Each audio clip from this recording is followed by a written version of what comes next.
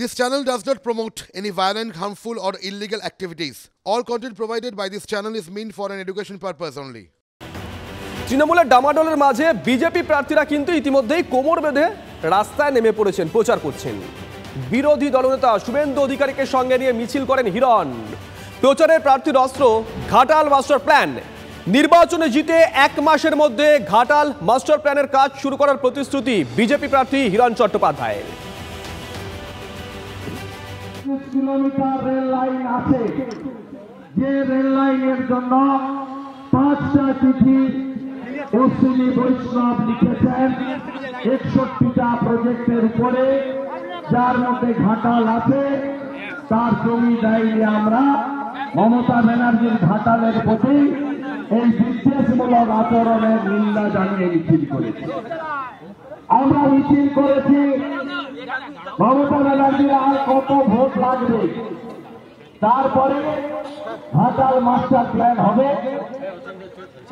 Ghatal master plan নিয়ে vote এলে এখানকার ডুমুরের ফুল এনামুলের ভাই পিন্টুর কাছ থেকে গরু বাজারে 65 লক্ষ টাকা অ্যাকাউন্টে নেওয়া, 30% কাটমানি খাওয়া এখানকার দুবারের সাংসদ মাননীয় দীপক অধিকারী।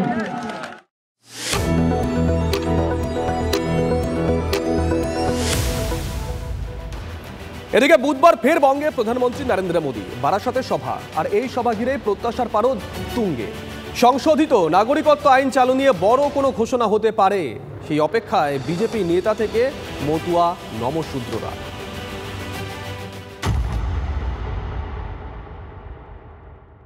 কিছুদিন আগে দক্ষিণ নদিয়ায় নাগরিকত্ব আইন নিয়ে বিজেপিকে চড়া সুরে আক্রমণ করেছিলেন মুখ্যমন্ত্রী মমতা বন্দ্যোপাধ্যায়।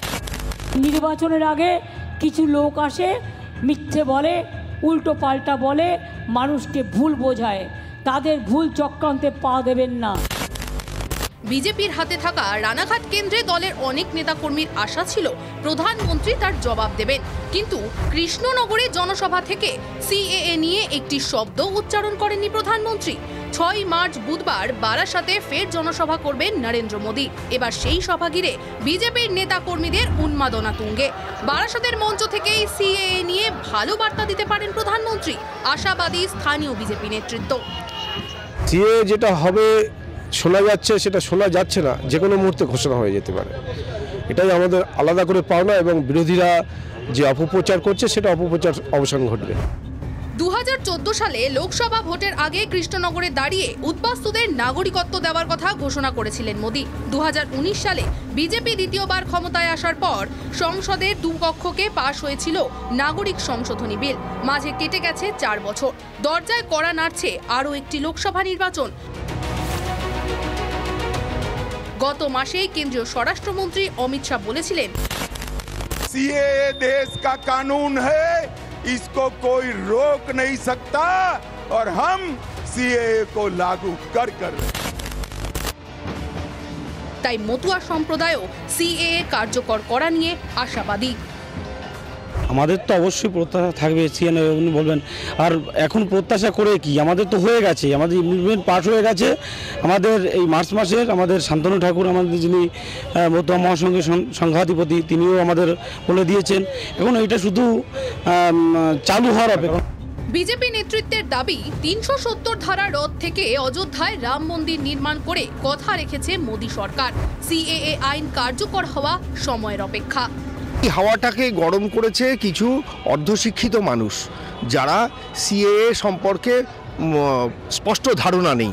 তারা আবেগবশত দেশের মধ্যে একটা বিশৃঙ্খলা, বিশেষত পশ্চিমবঙ্গে বিশৃঙ্খলা বাঁধানোর জন্য এই একটা নাটক শুরু করেছে।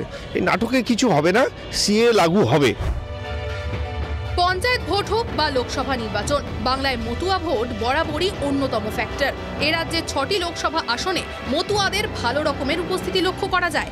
সেখানে নির্বাচনের আগে সিএএ কার্যকর হলে মতুয়া ভোটের বড় অংশ ভোটের পাল্লা ভারী হবে বিজেপির। এ ব্যাপারে নিশ্চিত পদ্ম শিবির।